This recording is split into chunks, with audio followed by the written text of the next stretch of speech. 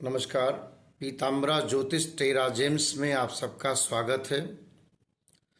ज्योतिष सीखने वाले जो लोग हैं वो हमारी इस वीडियो को सब्सक्राइब करें, लाइक करें, बेल आइकन दबाएं, जिससे उनको समय समय पर आगे के अपडेट्स मिलते रहें। तो ज्योतिष शास्त्र में ज्योतिष को कहा गया कि वेदांग है, वेदों का अंग है और ये वेदों के नेत्र है। इसको समझ करके आप अपने इष्ट अनिष्ट को समझ लेंगे। पानी वर्षा हो रही है तो आप छाता लेकर निकलेंगे तो आप कम प्रभाव पड़ेगा।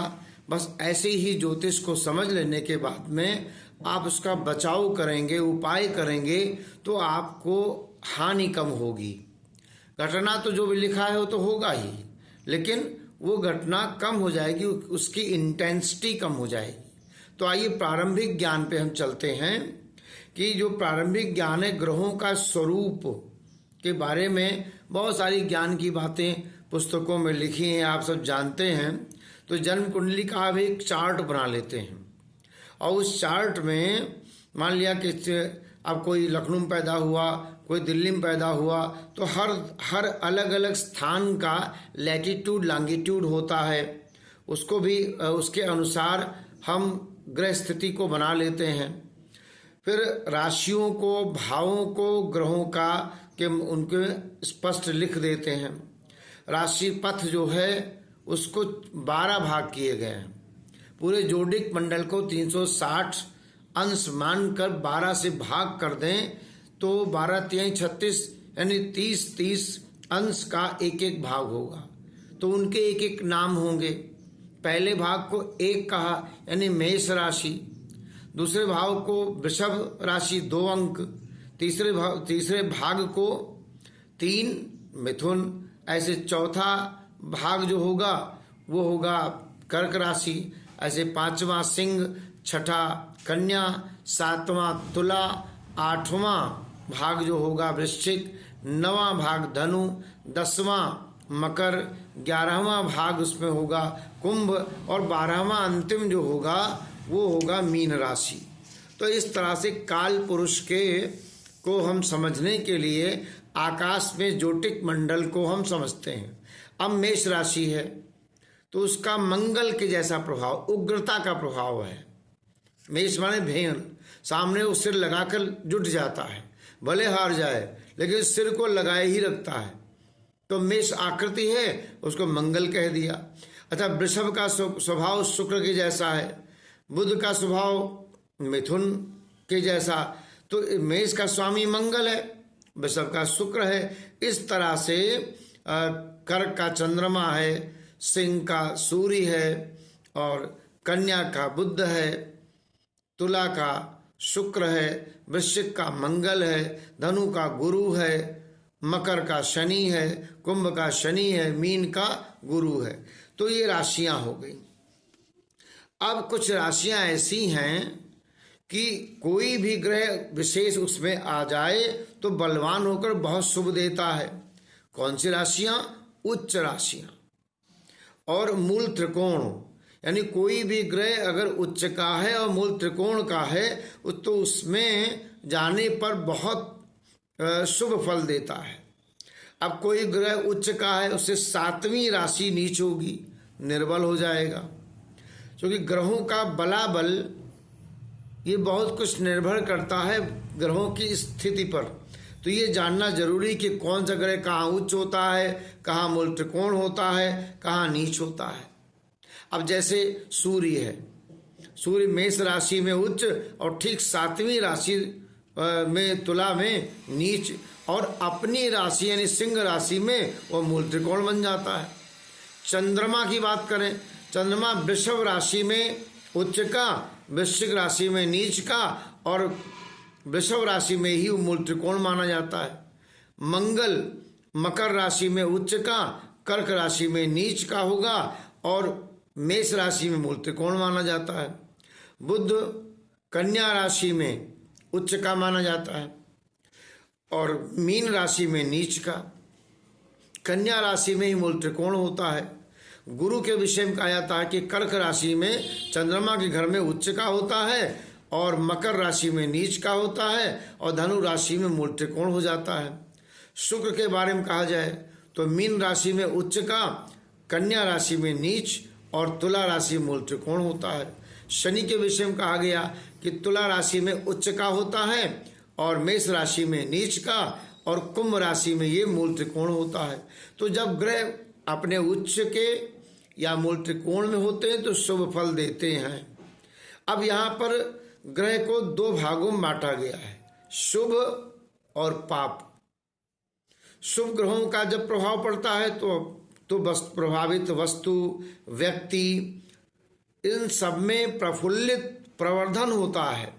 और पापी ग्रह का जब प्रभाव होता है तो पीड़ित, दुखी, मन दुखी, नष्ट हो जाता है। सूर्य, मंगल, शनि, राहु, केतु ये 5 नैसर्गिक पाप ग्रह हैं, पापी हैं, कुदरती रूप से पापी हैं। अब इनके विरुद्ध गुरु, शुक्र शुभ माने जाते हैं। चंद्रमा कभी बलवान होकर शुभ हो जाता है, कभी निर्बल होकर पापी हो जाता है। अमावस्या का चंद्रमा जब होता है ना तो सूर्य के समीप होने के कारण अपनी तेज खो देता है, अत्यंत निर्बल हो जाता है। और फिर शुक्ल पक्ष में चंद्रमा प्रतिदिन सूर्य से आगे निकलता है, 12-12 डिग्री के अंतर में आगे निकलता है। तो जब सूर्य से 72 अंश दूर चंद्रमा चला जाता है तो चंद्रमा बलवान हो जाता है। 72 अंश का 12 छंग 72, यानी षष्ठी तिथि के बाद सप्तमी से शुक्ल पक्ष की चंद्रमा निर्बल रहता है। कब रहता है कि जब और कोई एक पापी ग्रह की स्थिति आ जाए।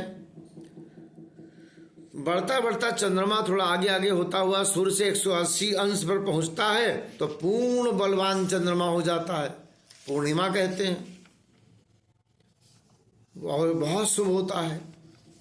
तो एक इसको ऐसे भी कह सकते हैं कि 72 अंश से आगे चंद्रमा उत्तरोत्तर बली होता है और पूर्णिमा के बाद चंद्रमा थोड़ा थोड़ा बल खोता रहता है। तो जब तक वो सूर्य से 72 अंश तक नहीं पहुंच जाता तब तक बलवान ही है, और जब इसकी दूरी 72 अंश से कम होनी शुरू हो जाएगी तो निर्बल हो जाएगा, फिर अमावस तक निर्बल हो जाता है। बुध जो है कुमार है, पापी के साथ पापी हो जाता है और बुध शुभ ग्रहों के साथ शुभ माना जाता है। राहु केतु छाया ग्रह हैं, स्वतंत्र नहीं है राहु केतु। इन पर शुभ ग्रहों का प्रभाव हो तो ये अपनी दशा में भुक्ति में शुभ फल देंगे, और पापी ग्रह का प्रभाव हो तो अशुभ फल करते हैं राहु केतु, क्योंकि वो छाया है। तो जिसकी छाया होगी, शुभ ग्रह की छाया होगी, शुभ देंगे। राहु केतु की दृष्टि अर्थात प्रभाव अपने से पंचम नवम पर पड़ती है, सप्तम भी पड़ती है। दूसरे ये पापी ग्रहों के द्वारा प्रभावित हैं तो इनकी दृष्टि में वो प्रभाव आ जाता है। पाराशर जी ने कहा था कि सुत मदन नवान्ते पूर्ण दृष्टि तमस्य युगल दशम गेहे चार्ध दृष्टि वदंती, ऐसा कहा था। तो जन्म के क्षण पर 12 राशियां, जो राशि पूर्व दिशा में क्षितिज पर उदय होती है उसको हम एसेंडेंट कहते हैं, लग्न कहते हैं। और कुंडली के ग्रहों का शुभ अशुभ फल बहुत कुछ लग्न पर निर्भर करता है। अब जन्म लग्न के 12 भावों का एक ढांचा बना लेते हैं। जैसा हमारे उत्तर भारत में एक हम चार्ट बनाते हैं, चार्ट को क्रॉस करके उसके बीच में भी बीच के बिंदुओं को मिला देते हैं, इस तरह 12 भाव बन जाते हैं। और सभी 12 भाव 1 से लेकर 12 भाव तक जो अंक होते हैं उनको हम 12 भावों के आरंभ में क्रम से 1 2 3 4 इसको चलाते हैं। अब मान लिया किसी व्यक्ति का जन्म ऐसे समय पर हुआ कि उस जन्म में पूर्वी क्षितिज पर कर्क नाम की 4 संख्या है। मान लिया कर्क राशि उदय हो रही है तो 4 संख्या लिख दिया। अब इसको लिखने के बाद में 4 जब बीच में लिख दिया तो उल्टा चलेंगे, 4 5 6 7 8 9 10 11 12 1 2 3, तो वो पूरा एक क्रम लिख देंगे। अब मान लिया पहले भाव में 2 त्रिकोण के बीच चतुष्कोण है, 2 त्रिकोण के बीच 2 त्रिकोण कौन, पंचम नवम, इनके बीच में 4 खास है। लग्न और पंचम नवम त्रिकोण के बीच में 4 केंद्र हैं। प्रथम, चतुर्थ, सप्तम और दसम, ये केंद्र हैं। तो कर्क का स्वामी चंद्रमा, अब दूसरे भाव के स्वामी सिंह है, तो सिंह राशि का स्वामी सूर्य होता ही है। तो तीसरे भाव का स्वामी कन्या राशि का स्वामी बुध होगा। अगर इसको आप ऐसे समझें कि 4, 5, 6, 7, 8, तो पहले भाव का स्वामी चंद्रमा, दूसरे भाव का स्वामी सूर्य, तीसरे भाव का स्वामी कौन होगा? बुध होगा। तो इस तरह से आप चौथे भाव का स्वामी 4, 5, 6, 7 शुक्र होगा। सप्तम भाव का स्वामी मकर राशि है तो शनि होगा। इस तरह से आप इसको समझें। जब आप इसको समझ जाएंगे तो आपको प्रथम भाव यानी कि जो लग्न है, कर्क राशि है, चंद्रमा है, वो कुंडली में अगर 7वें भाव में है, इसका मतलब भाव की गणना पहले भाव से होगी।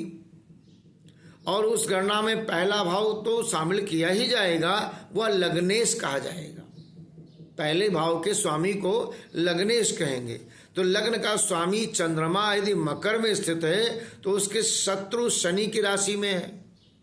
शत्रु क्यों? चंद्रमा तेज चलता है, शनि स्लो चलता है, इसलिए शत्रु। और दूसरे भाव का स्वामी सूर्य, सिंह राशि का स्वामी सूर्य है, अगर पंचम में है तो अपने मित्र मंगल की राशि वृश्चिक में है और बुध के साथ बैठा है। और तृतीय बुध है जो पंचम भाव में सूर्य के साथ स्थित है। और चतुर्थे शुक्र है। तो छठे भाव में अपने शत्रु की गुरु की राशि में, धनु की राशि में स्थित है। अगर आप देखें तो ये श्रीमती इंदिरा गांधी कुंडली बन जाती है, ऐसी थी उनकी कुंडली। तो इसका मतलब क्या हुआ कि विशेष बात यह है कि ग्रह जहां स्थित होता है वहां वह अपना प्रभाव डालता है। इसके अलावा जन्म कुंडली में कई अन्य स्थानों पर विशेष प्रभाव डालता है। सूर्य, चंद्रमा, बुध, शुक्र की दृष्टि 7वें स्थान पर पूर्ण रहती है। अब मंगल की दृष्टि 7वें स्थान के अलावा चौथे, 8वें रहती है।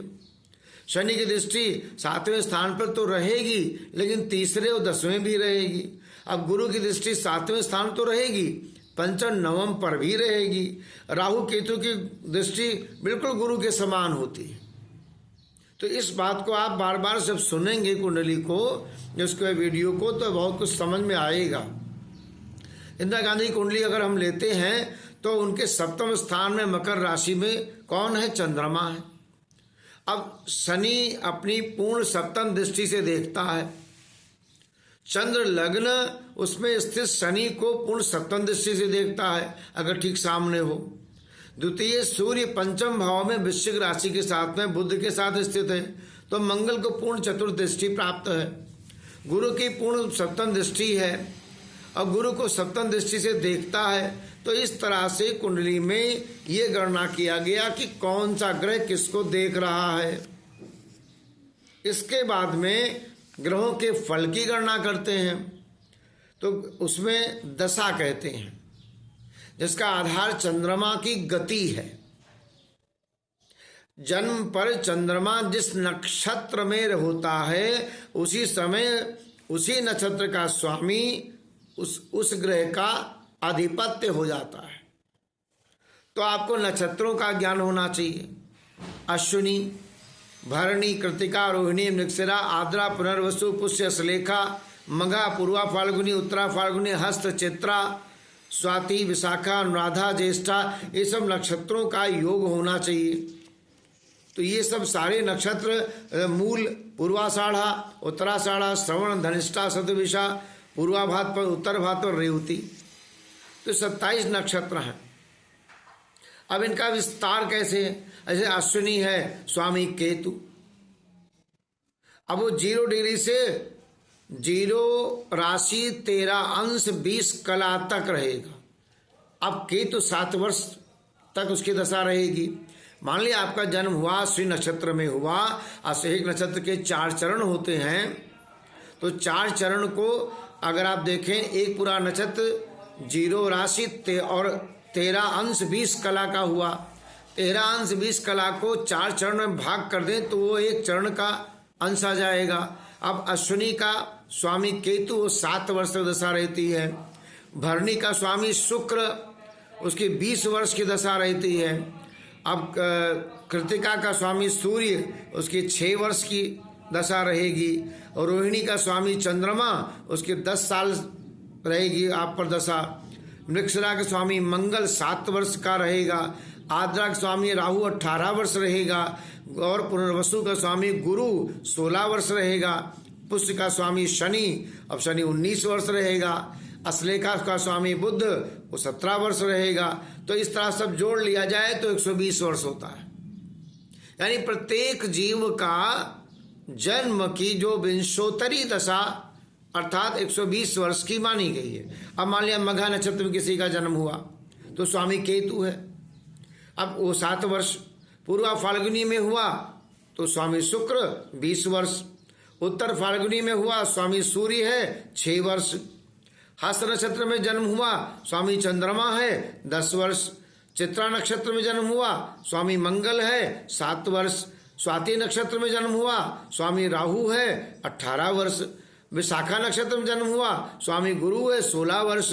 अनुराधा नक्षत्र में जन्म हुआ स्वामी शनि है 19 वर्ष। ऐसे ज्येष्ठा नक्षत्र में जन्म हुआ तो स्वामी बुध है और 16 वर्ष, जोड़िए 120 वर्ष पूरा हो जाएगा। ठीक ऐसे ही मूल नक्षत्र का स्वामी केतु तो 7 वर्ष। पूर्वाषाढ़ा नक्षत्र शुक्र स्वामी 20 वर्ष। उत्तराषाढ़ा नक्षत्र स्वामी सूर्य 6 वर्ष। श्रवण नक्षत्र स्वामी चंद्रमा 10 वर्ष। धनिष्ठा नक्षत्र स्वामी मंगल 7 वर्ष।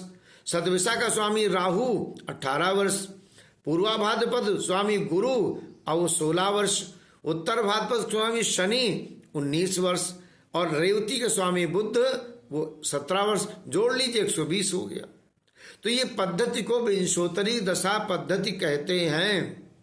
विंशोत्तरी का अर्थ है 120 वर्ष, यानी ग्रहों की हुकूमत, राज्य, कुल वर्ष 120 वर्ष हैं। अब देखिए सूर्य चंद्रमा, सूर्य 6 वर्ष, चंद्रमा 10 वर्ष, मंगल 7 वर्ष, बुध 17, गुरु 16 वर्ष और शुक्र 20 वर्ष, शनि 19 वर्ष, राहु 18 वर्ष, केतु 7 वर्ष। तो मंगल केतु समान। तो इस तरह से मनुष्य पर ग्रह का एक शासन होता है, नाभसी छाया आ जाती है। वह क्रम है कि यदि पहले सूर्य है तो चंद्रमा आएगा, फिर मंगल आएगा, फिर राहु गुरु शनि बुध केतु शुक्र आएगा। तो इसको क्या बोलते हैं, एक एक अक्षर याद कर लीजिए। सु च म रा गु शा भू केतु। कितना सुंदर शब्द है। सु च म रा गु शु भू के शु। बड़ा सुंदर, ये एक वर्ड बना लीजिए कि सूर्य चंद्रमा, सु से सूर्य, चंद्रमा मंगल, फिर राहु रा से, गु से गुरु, शा से शनि, बु से बुध, के से केतु और सु से शुक्र। ये याद कर लीजिए। उदाहरण मान लिया दिएगा कि एक व्यक्ति का जन्म के समय में चंद्रमा स्पष्ट 10 राशि 6 अंश 42 कला पर था, तो आप ध्यान से देखेंगे तो चंद्रमा शतभिषा नक्षत्र में था। क्योंकि राशि को क्रम में देखते हैं तो 10 राशि 6 अंश, सब 10 राशि बीत गया, 6 अंश एक्स्ट्रा आ गया, यानी कुंभ राशि। अब कुंभ राशि वो जो आई कहां से कहां तक है, 10 अंश 10 राशि 6 अंश 40 कला से 10 अंश 20, 10 राशि 20 अंश और 0 कला तक जो ये आया, ये शतभिषा नक्षत्र का। तो इस तरह से आप राहु की दशा चल रही है, आप जान सकते हैं। अब राहु की दशा जन्म समय पूरे 18 वर्ष चलेगी, चलना ही था। तो अब उसमें त्रय राशिक लगाते हैं तो उसका उत्तर मिल जाता है कि शतभिषा नक्षत्र में चंद्रमा के समय केवल 2 कला ही चला था, कुल दूरी 13 × 20 कला है, तो 13 × 18 कला चलना है, तो ये 83 करके 13 × 20 कला की कुल दूरी के बराबर है। और राहु के 18 वर्षों के, तो शेष दूरी 13 × 18 कला कितने वर्ष के बराबर होगी? तो उत्तर मिलेगा 17 वर्ष 11 माह 20 दिन। तो जन्म पर आरंभ करके राहु जातक पर 17 वर्ष 11 माह 20 दिन इतना शासन करेगा। इस तरह से राहु के अनंतर जातक को गुरु 16 वर्ष, शनि 19 वर्ष, बुध 17 वर्ष, इस तरह से सब ग्रहों को शासन कब कब करेंगे आप इसमें जोड़ सकते हैं, जान सकते हैं। अब राहु में पहले क्या चलेगा? राहु में पहले राहु चलेगा, फिर राहु में गुरु चलेगा। अब कितना चलेगा इसका भी बंटवारा का एक बड़ा सुंदर सूत्र है, उस सूत्र के हिसाब से करेंगे तो बढ़िया होगा कि 2 वर्ष 8 माह 12 दिन राहु में राहु चला। राहु में गुरु कितना भुगती है? 2 वर्ष 4 माह 24 दिन। राहु में शनि 2 वर्ष 10 माह 6 दिन। इस तरह से आप ग्रहों को निकाल लेंगे। तो ये जब निकालना सीख लेंगे, जान लेंगे गुरु के सानिध्य में, तब आप दशाफल पढ़िए कि पहला मान लीजिए 12 भाव हैं, तो पहले भाव को तनु, दूसरे को धन, तीसरा भ्राता, चौथा सुख है, फिर 5वां पुत्र है, 6ठा शत्रु है, 7वां जाया है पत्नी, 8वां आयु है, 9वां धर्म है, 10वां कर्म है, 11वां आय, 12वां व्यय। इस तरह से भावों का वर्णन कर लेते हैं। अब मान लिया लग्न, प्रथम भाव लग्न हुआ, तो अब लग्न को तनु कहते हैं।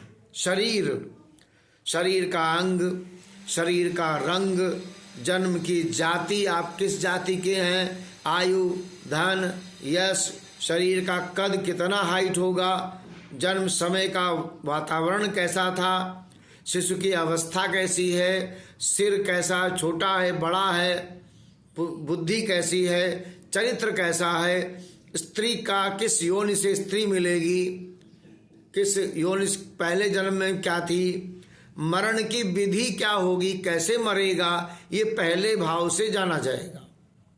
दूसरा भाव धन का है, द्वितीय भाव। तो खाद्य पदार्थ क्या खाते हैं आप, नॉन वेज के वेज, आप संचित धन कितना है, आपके दाहिनी आंख में चोट लगी कि नहीं लगी, कैसी आंख है, विद्या कितना पढ़ेंगे आप, बोलेंगे कैसे, आपकी वाणी कैसी है, मधुर है, कर्कश है, क्रोध में बोलते हैं, आपका गला कैसा है, आपकी बाल्यावस्था कैसी थी, आपके माता के बड़े भाई बहन कैसे हैं, स्त्री अथवा पति की आयु कितनी है, मार्कत तो किस तरह का। अब तीसरे भाव की बात करेंगे तो छोटे भाई बहन, आपके बाहु की दशा, यानी आपके बाहु में चोट तो नहीं लगी, बाहु का मतलब बाहुबल, श्वास की नली, पुरुषार्थ, आयु, अपने आप को जानना हो, साले की स्त्री, आपके साले की स्त्री का स्वभाव कैसा, साली का पति यानी आपकी बहन, पत्नी की बहन का पति कैसा, ससुर कैसा मिलेगा, ये सब थर्ड हाउस से आप देख लेंगे। अब चतुर्थ भाव की बात करेंगे तो माँ, अचल संपत्ति, रहने का स्थान, रहने का देश, के देश में रहेंगे, खेत यानी संपत्ति, अचल संपत्ति, सुख दुख, वाहन, मन, जनता जनार्दन, आपकी भावनाएं कैसी, फेफड़ा कैसा, पिता की आयु कितनी, छाती में कोई रोग तो नहीं है या कोई गांठ तो नहीं है, जल कैसा पी रहे हैं, जल किस जल के पास में है, कुआं कैसा है, तालाब है, पाताल है, समुद्र है, कहाँ है।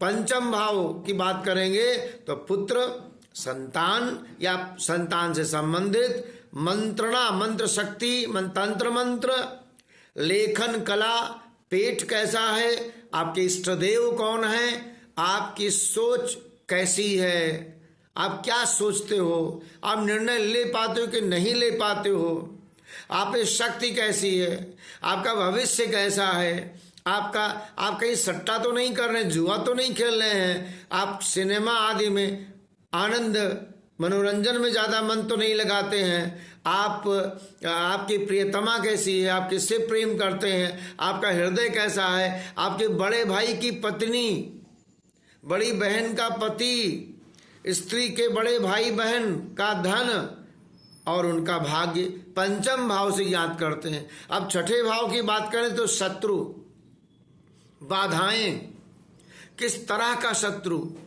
किस तरह की बाधाएं, अल्पता, ऋणग्रस्तता, स्वास्थ्य, रोग, आपके आंतों की स्थिति, इंटेस्टाइनल प्रॉब्लम, आपकी किडनी, माता का छोटा भाई और बड़े भाई की बहन की आयु, यानी बड़े भाई अगर कोई चचेरे हैं, बड़े भाई हैं, उनकी बहन की आयु पता कर सकते हैं।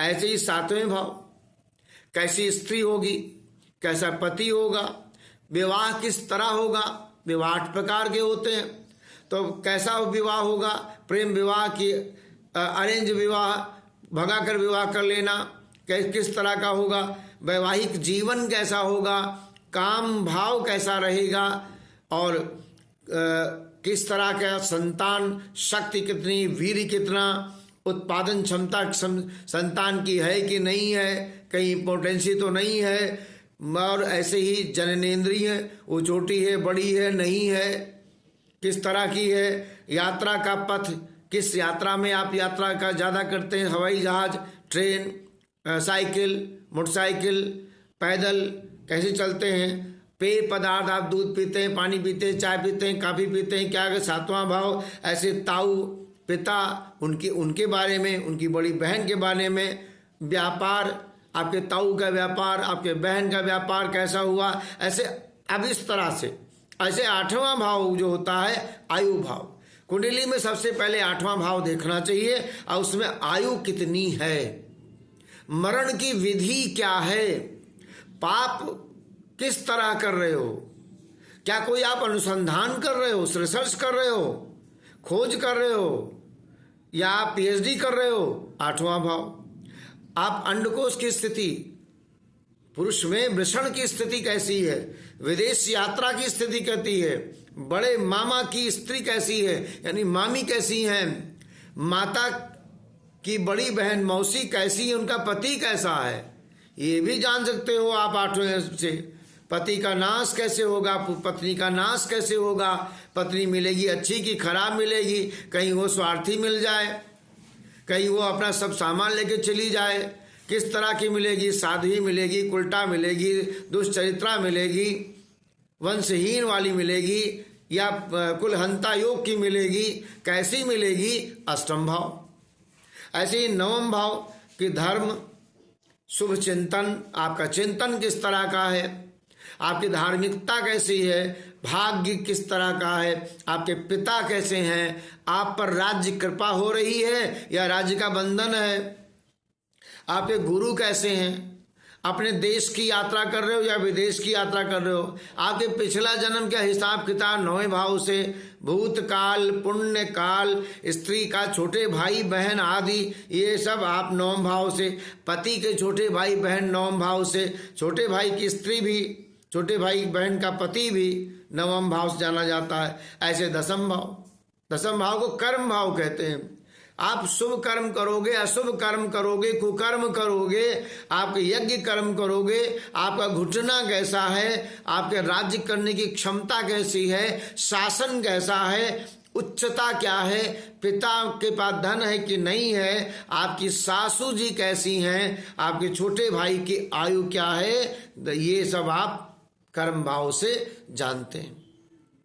11 भाव की बात करें तो आय, आमदनी किस तरह की, कहाँ से, किस दिशा से, किस तरह की आमदनी, बड़े भाई बहन, आपकी टांगें परोपकार करते हो या स्वार्थी हो, पुत्र वधू कैसी हैं, कहाँ से आई हैं, कितने उनके भाई बहन हैं, क्या स्वभाव है, पुत्री का पति किस तरह का है, माता की आयु कैसी है, पिता के छोटे भाई बहन कैसे हैं, इस तरह की चीजों को ऐसे कम से कम मोर देन 100 चीजें या 11 भाव से। 12वां भाव को व्यय भाव कहते हैं, खर्च का भाव है। व्यय कैसी है, खर्चा किस तरह कर रहे हो, अनाप शनाप कर रहे हो या बिल्कुल आप समुचित खर्च करते हो, आप मितव्ययी हैं, आप कंजूस हैं, आपकी नींद कैसी है, क्या निद्रा आती है, अच्छा कितने बजे सोते हो, सोने गए तुरंत नींद आ गई या देर में आ गई, नींद में बड़बड़ाते हो, नींद में मुंह से राल गिराते हो, ये सब 12वें भाव से। आपका भोग कैसा है, किस तरह का भोग है, भोग के कई बहुत सारे प्रकार, 16 प्रकार। पाँव कैसा है, पाँव में दर्द है, पाँव टेढ़ा है या पैर में बहुत कोई चोट लग गई है, फोड़ा तो नहीं हो गया है, कोई इन्फेक्शन तो नहीं हो गया है, किस तरह के पाँव, कैसे जूते पहनते हो, चप्पल कैसे पहनते हो, बाईं आंख कैसी है, छोटी है, बड़ी है, कैसी दृष्टि है, कुनखी की तो नहीं है, तिरछा देखते हो, सामने देखते हो, ये सब 12वें भाव से। पुत्र पुत्री की आयु 12वें भाव से। सप्तम का अष्टम है, पंचम का अष्टम 12वां है, तो पंचम से अष्टम 12वां, इसलिए पुत्र पुत्री की आयु का वो गणना, और पिता की भी आयु का गणना करते हैं वहां से। तो इस तरह से आप 12 भाव में के गणना करते हैं। इन विषयों पर ये सामान्य बताए गए हैं, कुछ भाव बहुत वेरियस चीजें हैं। दशा में ग्रह अपनी मूल त्रिकोण राशि का फल करते हैं। दशा में ग्रहों का परस्पर शत्रुता मित्रता रहती है। मनुष्य का किससे परस्पर मित्रता रहेगी, शत्रुता रहेगी, कहाँ ज्ञान प्राप्त होगा, अब इन सब विषयों के विषय में अब आपको दूसरा वीडियो देंगे। अभी आपने अगर सब्सक्राइब नहीं किया है, लाइक नहीं किया है, तो आप सब्सक्राइब कर लीजिए, बेल आइकन दबा दीजिए। पीताम्बरा ज्योतिष टेरा जेंट्स में आपको ज्योतिष का संपूर्ण ज्ञान दिया जाएगा, बेसिक ज्ञान से लेकर और बहुत स्पेशल ज्ञान, आपको बहुत चीजें बताई जाएंगी। आप इस पर जुड़िए, आपने प्रश्न करिए, यदि कोई समस्या है उसको भी लिखिए, तो आपको ज्योतिष का भी ज्ञान होगा।